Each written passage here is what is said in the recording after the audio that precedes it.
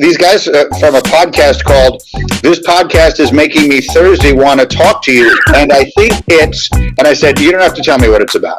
I said, if it's called "This Podcast Is Making Me Thirsty," you definitely don't need to tell me what it's about, and I'm going on. This is what I want to do. It's a Seinfeld podcast. It's called "This Podcast Is Making Me Thirsty." But I thought, this is what a podcast should be. I just did the Seinfeld guys pod the other day. I came up with these pretzels are making me thirsty. Oh, that one. Shout out. We've done it. I've done it. Have you did it? I've not gotten a chance to do it. I'm looking forward to it. It's so fun. They're so fun. When I don't know, it must have shown up in my feed, but I see these guys tweeting about Seinfeld. I'm like, oh, what's this?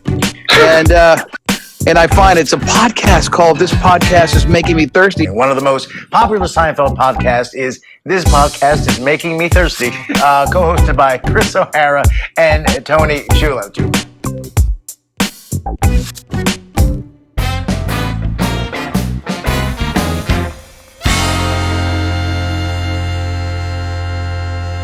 Welcome to This Podcast Is Making Me Thirsty, the number one destination for Seinfeld fans. This is episode 183. Today's guest is a television personality, best-selling author, entrepreneur, radio host, and investor. You've seen her regularly on Fox Business, CNBC, CNN, Fox News, and MSNBC. She's author of 3 books, The War on Small Businesses, and 2 New York Times bestsellers, You Will Own Nothing and The Entrepreneur Equation. She's an advocate for entrepreneurship and small businesses and was named a top 10 100 small business influencer 5 times. And of course, she's a huge Seinfeld fan. Happy to have her join us. Please welcome Carol Roth. Carol, thank you for joining. Thank you for having me. I've been so looking forward to this. After discussing all the news, to be able to discuss something fun is such a treat for me. So I really appreciate you guys pulling me into your worlds here. We hear you. Let's take a break from the elections, all the nonsense, and let's talk a little Seinfeld, have some fun, right? So, Carol, take us back, all right? 1989, you're an incredible high school student at Deerfield High School outside of Chicago, and Seinfeld launches. Were you a fan right away? I know it's high school years, so maybe not picking up primetime TV on a Wednesday night, but tell us a little bit about how your fandom began. Was it that early in 1989, or did it take syndication? Tell us a little bit how you got hooked. I'm almost OG.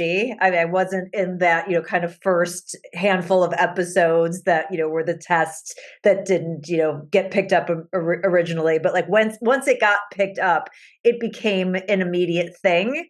And, back in the day, we only had so many channels to watch, and common pop culture was such an important thing. And so I was right there from the beginning. I remember, I don't know what the sort of precursor to must-see TV was, but, eventually it became part of must-see TV. But I remember going over to my neighbor's house, and we would watch together or watching at home. And then you'd go to school the next day and you talk about the episodes. And then, a couple of years later, I'm in college and it became the same thing and kind of carried through, the water cooler at work. And so that was sort of my initial run. I was part of that sort of first run with Seinfeld, always loved it. But I think in watching it the first time, it was sort of a very macro take, right? Is the major episodes stood out or the major lines, but didn't really get in all of the nuance until it went into syndication. And funny enough, my husband, who has a very similar sense of humor to mine, when I first met him, he was not a Seinfeld fan. And I couldn't understand it. And I was like, I don't understand. We have all these things that we love in common. How can we not watch these reruns of Seinfeld together? So I sort of forced him into it. And he put a very interesting perspective around it for him. He grew up in California and he went to military prep academy in Harlingen, Texas for high school. So he did not know these types of characters in his life. Where I'm a nice Jewish girl from Chicago and then went to school on the East Coast in Philadelphia with people from New York and the like. And so I knew these characters. And Seinfeld, frankly, it has a lot of Jewishness in it. There's a lot of, sort of Jewish culture. So, once my husband sort of made the transition and kind of realized that these were, okay, I'm understanding the archetypes a little bit better. He's now a bigger Seinfeld fan probably than I am.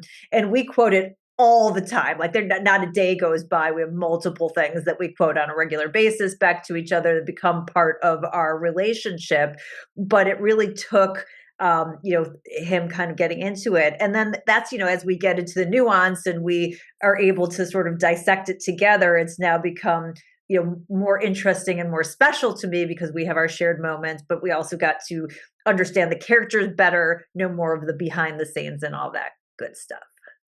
Yeah, that's great. I mean, that's kind of the MO of Seinfeld, right? They talk about how maybe it was too Jewish at the beginning. That was one of the notes they got, and so that sort of makes sense that he may not have been in tune with those characters. But like you said, it is universal once you kind of dive in. Just the way they interact and things like that. It's funny too. You mentioned when you went to school and you would talk about it at school, aka the water cooler for us. It was class. That's the same thing with me and Chris. We kind of. Our love began the same time around that ninth grade biology class. We talk about it every single day. And then this podcast, funnily enough, was born during the pandemic. And, I've been reading your book, the War on Small Businesses, and that's kind of how our podcast started. Actually, I had a small business that went under during the pandemic. And I didn't want to think about it. It was like kind of driving me nuts, obviously. And so I kind of called Chris. I was like, let's do this to keep my mind off and to kind of keep us talking more. And so that's kind of how we started. I was actually say that's what I ran across you guys, actually. I think it was probably maybe sometime in 21 when we're all sitting at home, lockdown or whatnot. I would do a lot of these pop culture questions on the platform that previously known as Twitter. I still call it Twitter because that's where we all met. But I would ask a lot of these questions, and I would do a lot of Seinfeld questions, right? Because it has that sort of commonality. And I know you guys responded to a bunch of those questions. So that's kind of how I first became aware of you. And then I have a dear friend, Alex Epstein, who knows more about Seinfeld trivia than probably anyone I know. And he was like, "Oh, you gotta see these guys are great." And I was like, "Oh, I already know them because they're they've interacted with me." So I think that's when I started following you. And I love how you take all the current events and you're able to tie it in to the different episodes. I think it's very clever. So yeah, I mean that's great to hear that. We've been building that up, but it's funny with the small businesses. I thought it'd be a fun tie-in with you because there's so many of them that we love on Seinfeld, right? The mom and pop store and Babu and the non-fat yogurt. Kramerica. Kramerica. Kramer is an entrepreneur right there, right? That's like his whole thing. Maybe you could speak to some of your favorite Kramer's, hatched ideas, if you will, as far as him being an entrepreneur at heart, right? That's Kramer's whole thing. Well, we love Kramer. We love the fact that he always has these crazy ideas, which sometimes aren't so crazy, right? The coffee table book as an author that Lane dismisses and then ends up being this huge thing and turns it to so many other connection points. But Kramerica is obviously hilarious. Him having his own intern who comes around. And, the oil bladder was a good idea, right? In theory, just probably the testing maybe should have had a little bit more of a controlled environment. But gotta love that. Gotta love, the muffin tops. Nothing but muffin tops, which you get a little Rebecca De Mornay in that one, which is one of my favorite random characters that pops up a couple different times. There's so many. Small business, obviously being in New York, is sort of at the heart of a lot of things. Vandelay Industries, right? I mean, who doesn't love importer exporters, right? And so that starting with the boyfriend episode and then sort of continuing through the various lies that he was projecting, kind of love all of the real and fake small businesses. Soup Nazi, I mean, just so on and so. There's just so many of them that are sort of very centered to the plots. Yeah, it's just a fascinating show. You just touched on a million things about small business. Right. There's episodes just we could go a whole thing about sports, and obviously it's about friendship. And I'm going back to your husband because you just kind of sparked something about relatability, and he wasn't into it. And then you mentioned Kramer. I always mention my grandmother off the boat from Ireland, and she resonated with Kramer. She goes, "Oh, I just love that Kramer." Like it was just these characters, like they're just relatable, right? Even though it's New York, even though it's half of them are very Jewish, but it's just I'm just curious what hooked your husband? What turned the corner for him? Or was it an episode? Was it I think it was, yeah, I think, well, so both of our favorite characters is George, right? I think if you're like a mega fan of the show, the show is so much about George in our opinion, and he's really the one, we're both a little dark. So he's the one that brings the darkness to the front in that like really hilarious way. And I think that once he kind of realized, probably much like Jason Alexander, right? Jason Alexander realized, at some point that it wasn't just this weird character who's actually playing Larry David. And I think my husband almost like went on that journey too. Is like, oh, this isn't just this like awful person. This is like an archetype of a certain type of very neurotic, interesting person who's kind of skated through life, and all these things happen. And I think that was sort of the turning point. And once he kind of, realized, that these were not just, written characters, but they were really more archetypes that like, combined facets of real people that you could actually know. I think that really helped him to turn the corner. And he has never looked back. I mean, we've been through times, and we go in and out of how much we consume, but there's been times where we would watch multiple episodes before we would go to bed every single night as a way to decompress. So it's it's become a big part, and we do one line almost every single day, which is a very random line. Which is okay. So I walk my husband to the door. And when he leaves for work, and as he leaves, I say, "Goodbye, Norman. Goodbye." And many people may not know what that is from, but that is the end of season 2 of The Bottle Deposit, I think it's called. And basically it's, when Newman goes to the farm and, he sees the farmer, and the farmer has this gorgeous daughter, and don't touch my daughter.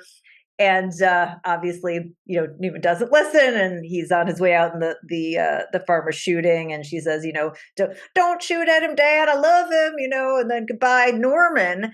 And we just thought that was so funny, like, Norman instead of Newman, how clever. But we actually heard somewhere that was a mistake by the actress, that she didn't know that his name wasn't Newman. She just, completely flubbed the line. And it was so funny that they kept it in there. So, we do Goodbye, Norman on a regular basis, as well as a whole bunch of other things. But we just, for some reason, I know it's like super obscure, but we find that to be particularly hilarious. Oh, that's great. Yeah, it was a mistake. We've heard that too. And that's great. I mean, that's what's so great about the show it's obscure, but everyone, you still know it. It's like everyone has their lines. We actually did a best lines bracket once, and it ranged from the obscure to obviously Vandal Industries and things like that. But just your take on George there too, kind of. It seems like, and you'll tell us, this is kind of the question I have here.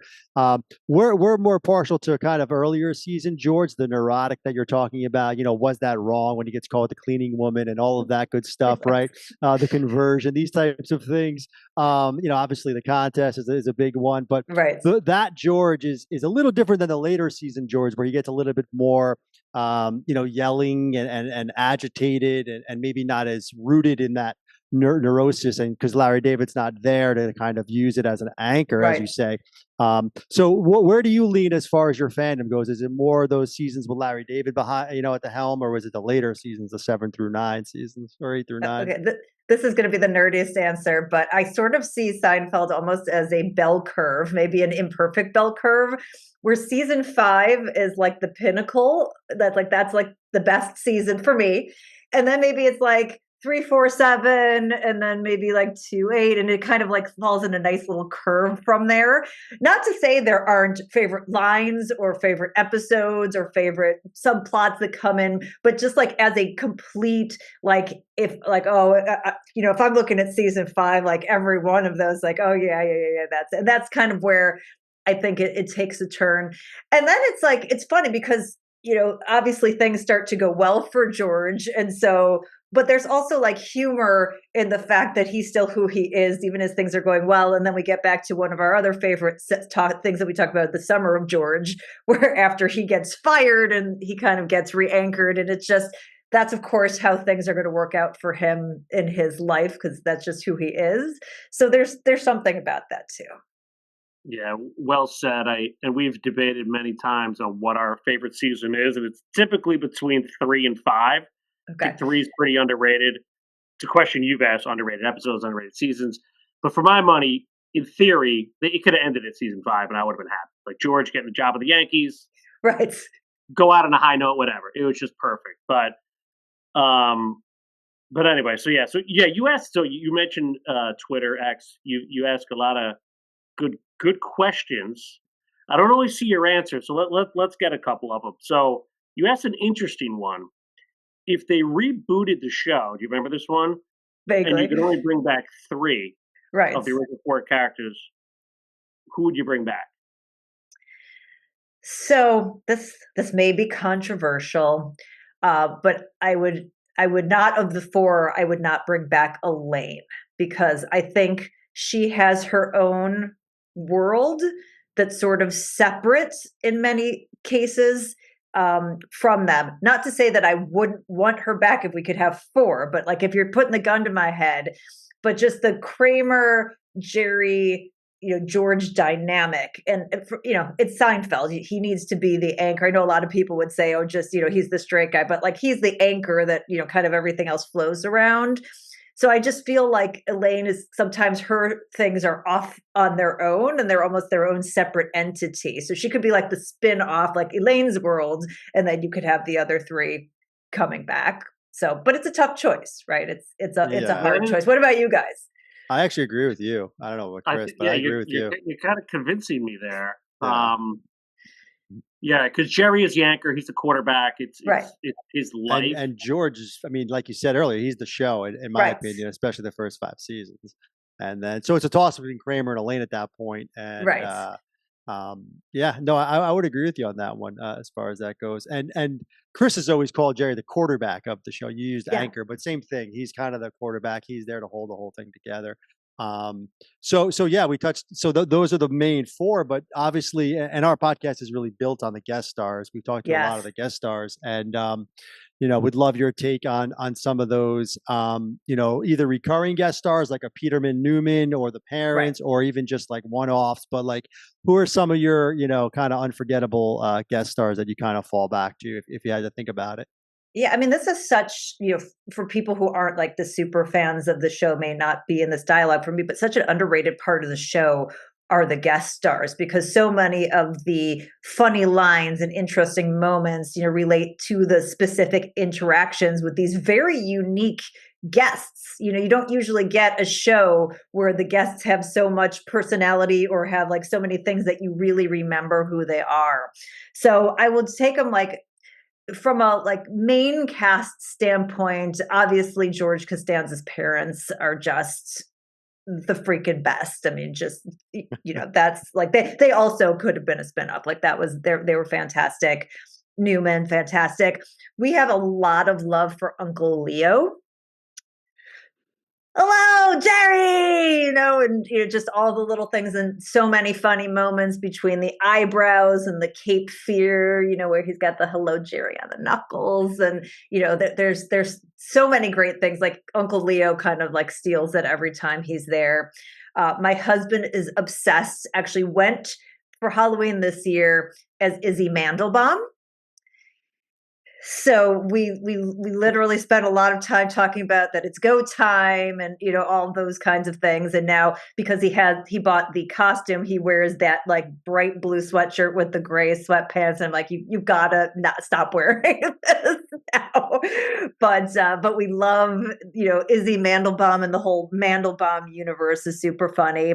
From a one-off character, which actually I went as for Halloween this year, super underrated talent, from my opinion, is Evie the cleaning lady from the Red Dots. And everybody talks about the episode and talks about George because, that's one of the funniest lines. And I think it's Jason Alexander's favorite line of the show. And he was that wrong. Her monologue about Kashmir was like, it should have won awards. Like, that was just so funny. And it's another thing that I do all the time. If my husband comes out wearing a cashmere, sweater, I'll say, "Oh, Georgie Porgy," something like that. And then, that whole, like, they call it cashmere. I mean, it was so good. And I just, I wanted to see more of her, whether it was in that show or other shows. I just thought that she went, just ate that monologue. And so I'm bummed that we haven't seen more of her, but I thought that was absolutely hysterical. So wow, great pull right there. Great pull. I mean, listen, Red Dot's top 5 episode for us all time. Okay. Season 3, Georgie Porgy, of course. But I think so Mark Hirschfeld, we've spoken to him. He's a casting director.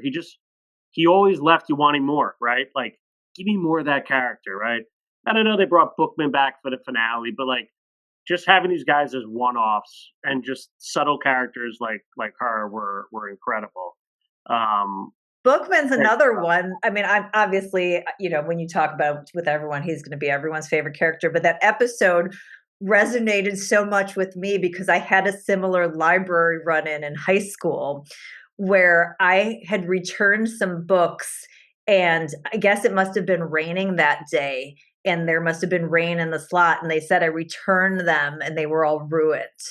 And I said, and they wanted me to pay a fine. And I was like, well, when I returned them, they were fine. So I'm not paying the fine. So I literally got banned from my library. So I find that episode to be particularly hilarious because everybody makes fun of me for, getting banned from the public library in high school. So I love that one. And obviously, the characters in their world were fantastic as well, but it's, it has a sort of a personal resonance with me.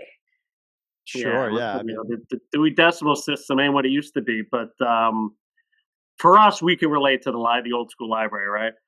So you're a Chicago girl, and it's funny, we keep talking about our podcast and all the guest stars we've spoken to, and there's just a rich Chicago history, right? Whether Mark DiCarlo, who was Alec Bud, he's a big Chicago guy, huge Blackhawk fan. Pat Finn, if you remember him, Joe Mayo. Another big Chicago guy, Marquette, the whole thing. Marley Matlin, Mike Hegarty, who was Rudy's vintage clothing. Like, there's just a lot of Chicago throughout the episode. But I mean, what is it about Chicago humor, right?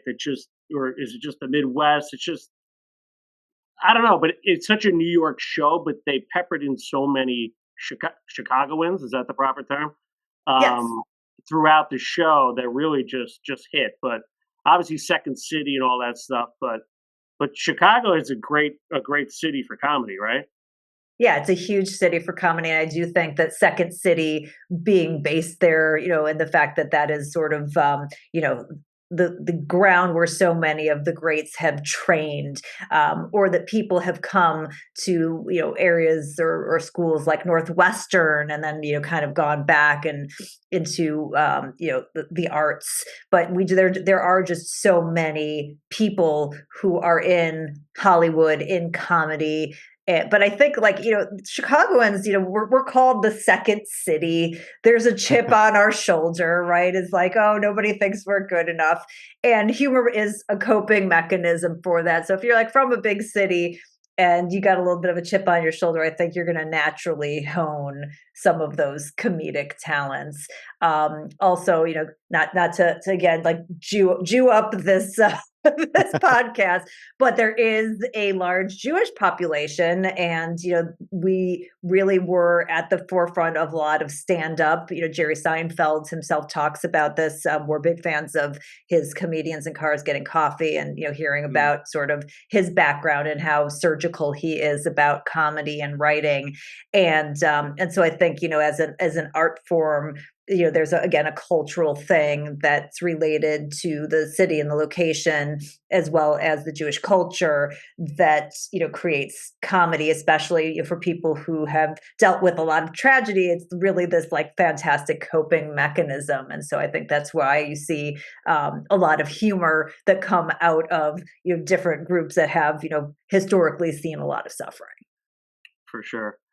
And speaking of Chicago, I do, because we talked about business and sports is a big part. I want to get your take on Seinfeld and sports, because for those listening and not watching, Carol's got this awesome Blackhawks sweatshirt on. But what is is it the 85 Bears, the 91 Bulls? Like, what's your team growing up, or just? I mean, all of them, right? So I am a Bears, strangely also a Raiders fan, different conferences, so I can to manage it. But the 85 Bears, since that's the last time we won a Super Bowl, they still reign supreme in Chicago. Like, if you were part of that team, you are iconic Chicago royalty, and you can do pretty much whatever you want in Chicago. The Bulls run, the 2-3-peats with that 2-year break in between, it's really special to me because I was a senior in high school when they won the first one, and the Bulls actually grew up themselves practicing in the gym that I went to. So if you went to work out at the gym, you would see Michael Jordan and Scottie Pippen and BJ Armstrong and all of these legends walking around before the NBA kind of, went to the next level and everybody got their own workout facilities. So, we were really entrenched in that culture, and that was everything growing up. And unfortunately, we haven't had, that many great Bulls teams since that period of time. And then I was lucky, in the 2010s to, I was on the radio in Chicago on WGN, which broadcasts the Blackhawks. So I got a lot of really great access to the Blackhawks and got to see, the 3 Stanley Cups, which was just phenomenal. So we're big fans all along. Oh, and one of my highlights of my life, I went to see the Cubs in 2016. We drove to Cleveland for Game 7, and we got to see them win the World Series in 2016. Wow. Yeah.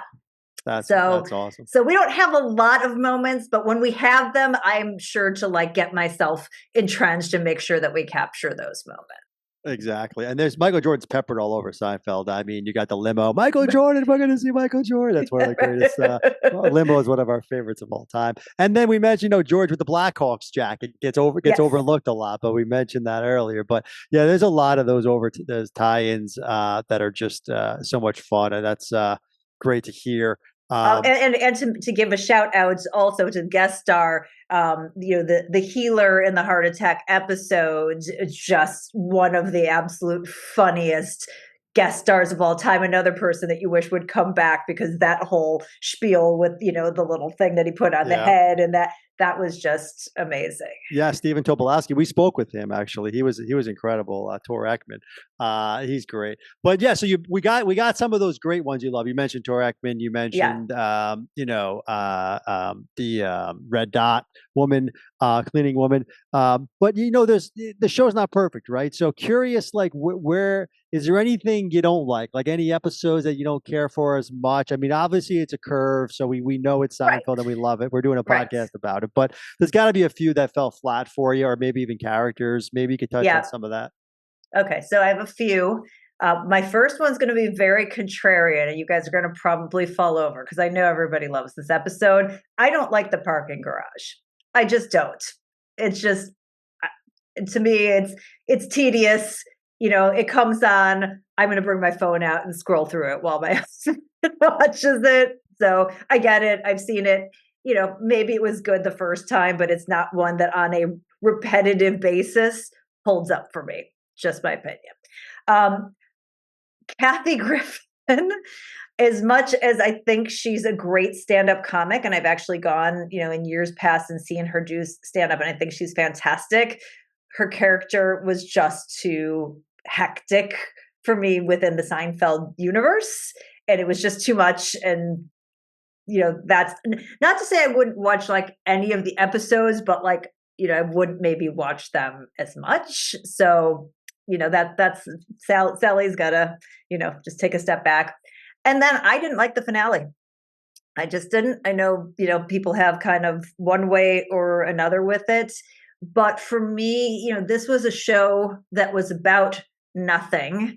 And the brilliance of it was in sort of the moments of the mundane of our life. And I felt like the finale was so over the top. Like, I liked the callback to the characters, and I would have loved to see that concept in something more mundane, that they all went to a wedding and there were all these people there that had gotten married and didn't remember any of them, or, they're monks, or, there's something where they like are connecting and nobody sort of remembers them and everyone's moved on with their lives and their lives have sort of stood still and they're just them. But putting it in that setting with the jail and the courtroom and the thing, it just felt totally off to me. And I maybe have seen it 2 or 3 times. Yeah. Those are all valid points. Yeah, I agree. I think the finale is polarizing, right? I think right. When we watched it originally, we hated it. And it kind of, as time goes on, it grew a little bit. Parking Garage, we've heard that as well. We like it. We don't love, but we gave it a strong grade. So yeah, Sally, forget about it. I mean, whatever. No good. But yeah, there's a lot of just underrated episodes. You asked that another question on X about underrated episodes, and a recent guest, same name as you, Carol, in the episode, Tori Pallone. Like, there's just like sleeper episodes, like the and happened to be the phone message, right? It happened to be the least rated Seinfeld show ever. Really? Yet for us, it resonates as a top 5 because, to your point, what you just said, what's the show all about? It's about 2 guys pretty much just trying to figure out women, right? Like, at the end of the day, 2 friends, they can't get anything right, and they're trying to give advice to each other about women. And that's probably a good point on why maybe Elaine wouldn't be the one we bring back either. Right. Because they were always focused on another woman. So, yeah, interesting takes there. So speaking of takes, I know you have a little a toy industry. It's funny. I believe it's the Merv Griffin show where yes, Jerry has this infatuation with the toy collection, and he's playing with the girl and feed her wine, the whole thing. We'd love to hear a little bit about your infatuation with toys as well. Obviously, and we'll when we show this, we'll show you guys the picture of Carol has her own doll, which is fascinating, and there it is behind us. But we'll show you where you can get that doll as well. It's pretty funny. So the Merv Griffin thing, and then also obviously you remember George with the doll and his mother, the lookalike. So there's a lot of toys and dolls involved. I'm curious with your company, you should sell the Estelle doll. That would be probably a big hit. Yeah, no, I mean, I do feel like, there's something, Jerry's definitely very childlike, right? He likes his cereal. He likes his Superman. He likes his toys. And I very much relate to that too. I'm definitely like an 8-year-old that's sort of overgrown and I'm stuck there. So there's probably that affinity to that. But yeah, I think that the toys, because I've been in the collectible industry amongst the million other things I do for about 20 years. And, I've always loved toys. When I was younger, we had a flood in our basement and I lost a lot of my toys. So then as an adult, when I discovered eBay, that sort of led me down the path. And I'm, kind of a compulsive person that like, if I want to do something, I want to know everything about it. So kind of, started down that rabbit hole, and then it led me to working in the industry. But yeah, he is really funny with the toys and just kind of how that would pop up in Seinfeld. Obviously, you're seeing Superman in every episode. Merv Griffin is great. It combines a lot of my passions because I've always wanted to be a game show host and I love game shows. And so Merv Griffin's like a big idol, and the fact that they have the set. And then there's this like very dark turn that, it's lively and like, oh, this format's not working. So now we're going to shake things up and make it a different format. I think is hilarious. And then, you see this woman with her vintage toy collection that was her father's, and it's pristine, and it's the kind to be looked at and not played with. And just the darkness that they like ply her with wine and tryptophan and all these things to make her pass out so that they could play with the toys. I find that to be relatable, because if I went over there, somebody said that and they're like, no, you can't touch that. That's all I would be thinking about is like, how can I convince them? I probably would not be plying them with things, but that's, the difference between me and the characters. But I love that aspect. The Estelle doll was just hilarious. Although, again, in an episode where, there were some other things around it where it makes it less watchable. And then even statues, right? The statue with Rava, who, we talk about coincidences all the time because there are no big or little coincidences, just coincidences. But yeah, it's funny how that is sort of an interesting theme that pops up a lot. And I do think it's very anchored around the fact that when you think about Jerry as this sort of overgrown child, that it makes perfect sense. Yeah, well said, well said. And we actually have the statue here. A fan made it for us and sent it. And the Pez dispenser, another toy. Nice, yes, Pez. Yeah, that's another classic episode. Fabulous. And you touched on something there that I always like to say is the show is about perpetual adolescence, right? These guys they never grow up. They even say it a few times in the episode. We're not men, we're children, right? Right. I mean, that's the joy of the show, right? And it's great that you mentioned you kind of got into it at the beginning of high school, and I think that resonates a lot with a lot of fans of the show, especially from back then. It's like if you started watching it then, they were grown ups, but they were acting like you were acting, right? They were trying to figuring out women the same way we were trying to figure, the whole thing with the phone calls, and just the way the show kind of captures a time, if you will. I like to say as well, like it's the eras. If you didn't grow up in it or live through it, it might seem old fashioned the way maybe like I Love Lucy felt old fashioned to our generation, right? So it's something where the show, but it still lives on. People can watch it now and get it, but there's things that they can't relate to, like phone messages and things like that, right? Library cards, all that kind of stuff. So it is interesting how the show, it's about men and being children in a time when, like, back then it was easier to be innocent. I don't know if there's a question there, but I just I want to take that. I want to take that in a couple directions, because I think first of all, it's interesting because there are these things that aren't relatable, but then there are these things that are so relatable, but just in a different context. I mean, how many times have we all pulled up Kramer not wearing the AIDS ribbon to relate to things that are going on, where people are forcing people to do these things like, well, I'm in, well, you're not enough of an ally, you're not doing these things. And that 100% would happen today. And I think that's why we're able to continue to draw these parallels between things that have happened and things that are going on today. And we also could take the characters today and put them in today and know exactly what they're going to do. I mean, you can see, Elaine joins the 4B movement and decides she's going to swear off sex, and Jerry's dating a woman that he thinks is MAGA, but he's not sure. And Newman, is delivering the ballots and wants to see how Jerry voted while Kramer's off, on J6 getting arrested. I mean, like, you could just kind of see how that plays out with anything that's going on today. You know exactly what each of those characters are doing. So I think there's something about that. But the other thing is that there are just a handful of shows that are this enduring social commentary that have this comedic impact. And my other favorite shows, which also happen to be my husband's favorite shows I mentioned, is, we do Seinfeld, we do South Park, and we do Chappelle's Show. And like, pretty much you can pull for almost anything that happens in our life a reference from one of those, even though all of those, I mean, South Park's still ongoing, but, the good stuff was back in the day. They are from a different period, but the basics of human existence, right?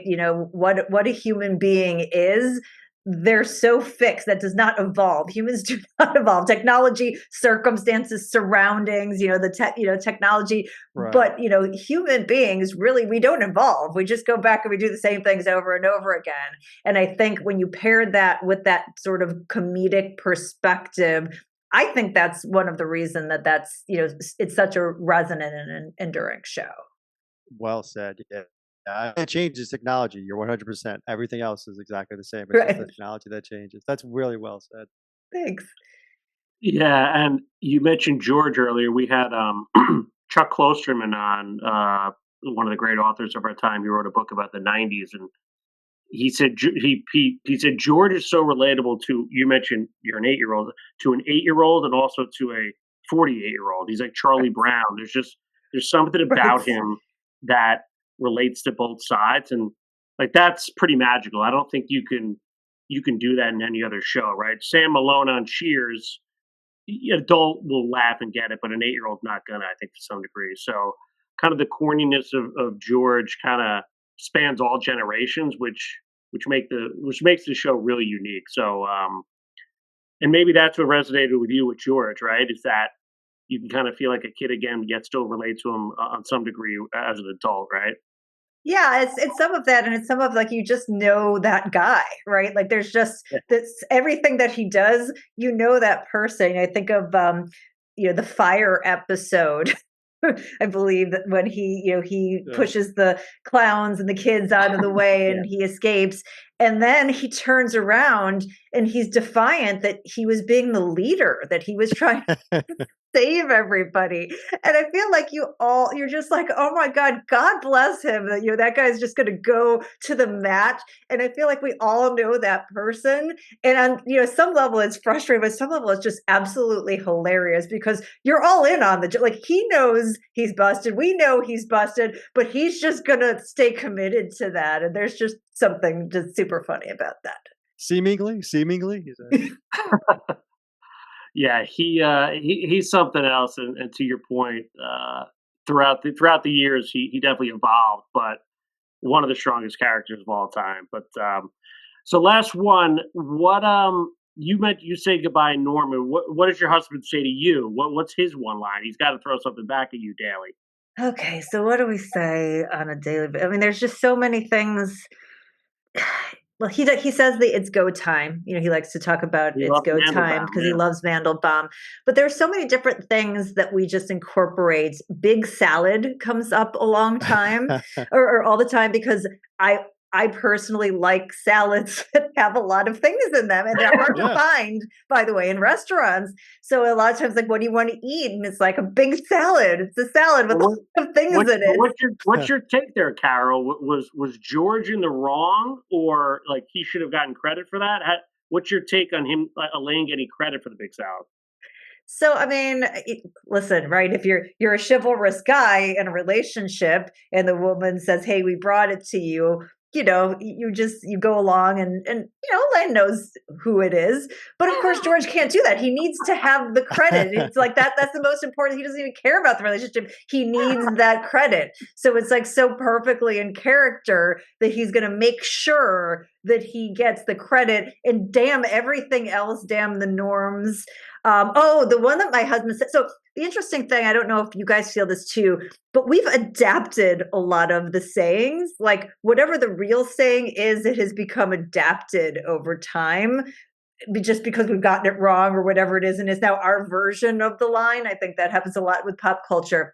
So in the Chinese restaurant episode, when George is, cut off for the phone and, we're living in a society, whatever the line is, my husband's sort of version of it is we're trying to have a society here, people.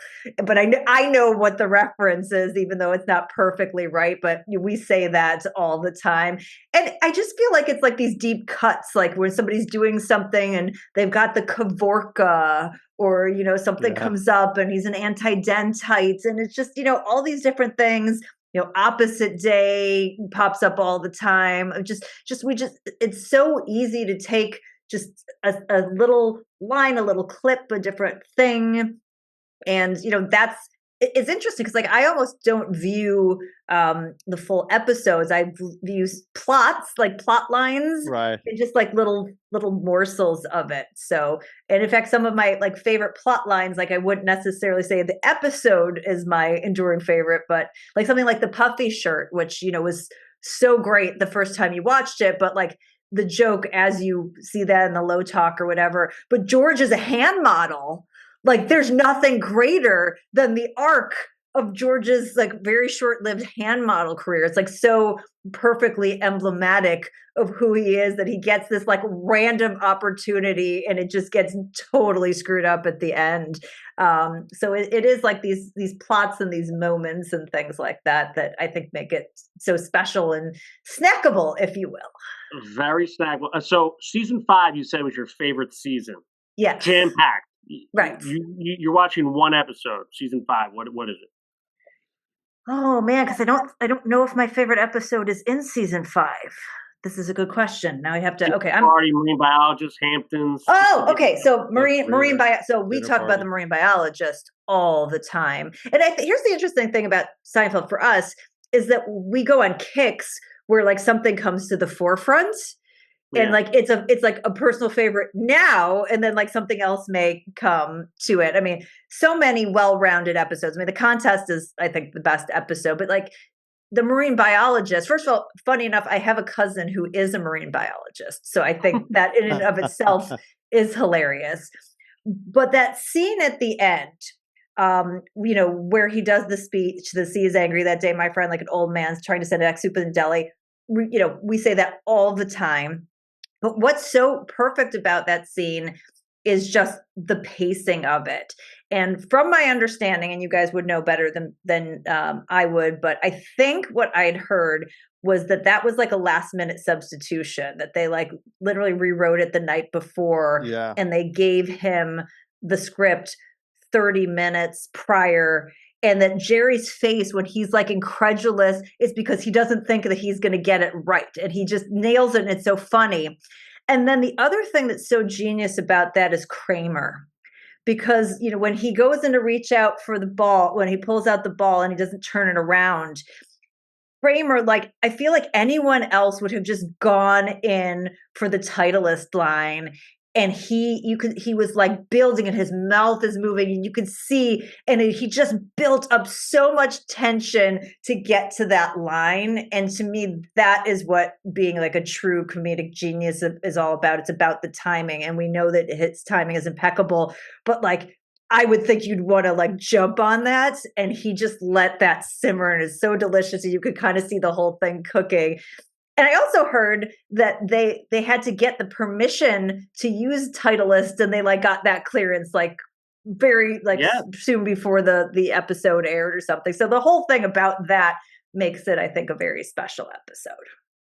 That's amazing. Incredible We take. heard that. We heard the Titleist story from Tim Kaiser on our show, executive producer, hell of a guy. And well said. I mean, I think a true Seinfeld fan doesn't have a favorite. I think it does rotate. Like we do these rankings all the time. We change our mind. For the most part, the top 10 stay the same. But like, on a different day, anything could change. But well, Carol, this has been a blast. We hate to say goodnight, Norman, tonight, but we are saying goodnight. Carol is incredible guest. Make sure you get her book. You will own nothing. Yeah, this book, I'm telling you, as someone who went through losing a small business, this book was like, it was like reliving. I mean, it was almost cathartic reading it, to be honest with you. I was just like, whoa, this is like, but really appreciate your time tonight. Yeah, thank you guys so much for having me and bringing some joy and cheer and comedy into the world. And such a fun discussion. I really enjoyed it. Thank you, Carol. Thanks so much.